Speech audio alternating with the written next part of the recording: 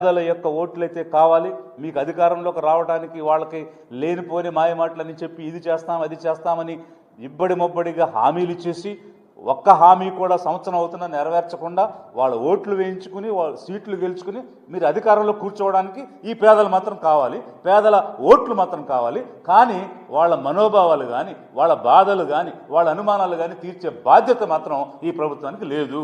కాబట్టి మిమ్మల్ని వాడుకుంటాం, మాకు నచ్చినట్టుగా మిమ్మల్ని వినియోగించుకుంటాం, కానీ మిమ్మల్ని ఆదుకో మీకోసం మేమేమి చెయ్యం అని చెప్తున్నారా? గమనించండి ప్రజలారా, పేదలారా, ఆలోచించండి. ఎలాంటి పార్టీలకు మనం ఓట్లేసాం, ఎవరిని నమ్మి మనం ఓట్లేసి ఈరోజు గద్దెక్కిచ్చాం, వాళ్ళు ఏ విధంగా మనల్ని చూస్తున్నారు, వినాశనం చేస్తున్నారు, మనకు వచ్చినటువంటి బాధను కానీ అనుమానాన్ని కానీ పట్టించుకోకుండా కనీసం ఇది నిజం అని చెప్పడానికి కూడా సాహసించకుండా ముందుకు రాకుండా ఏ పార్టీ కూడా ఈ పేదల పక్షాన్ని నిలబడటం లేదంటే పేదలను కేవలం వాడుకునేవారే తప్ప ఆదుకునేవారు లేరు, అండగా నిలబడేవారు లేరు అని చెప్పడానికి ఇంతకు మించిన నిదర్శనం కావాలా?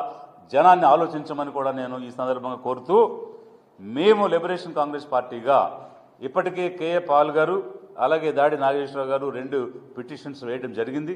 ఆ 2 పిటిషన్స్ని కూడా నేను సమీక్షించడం జరిగింది. కేఏ పాల్ గారు నాతో కూడా మాట్లాడారు, పిటిషన్ వేసినటువంటి అంశం గురించి కూడా నాతో చర్చించారు.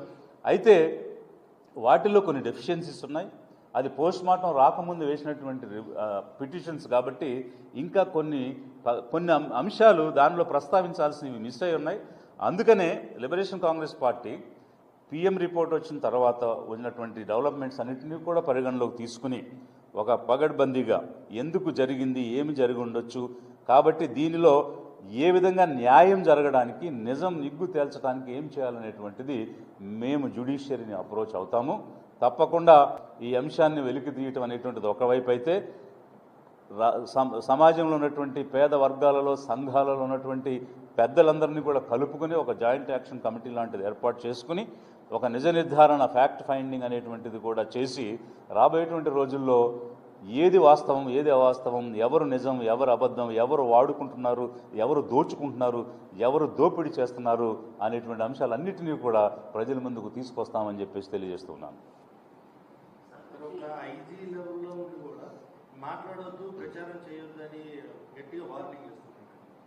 అంటే దేని సంకేతం ఆ వార్నింగ్?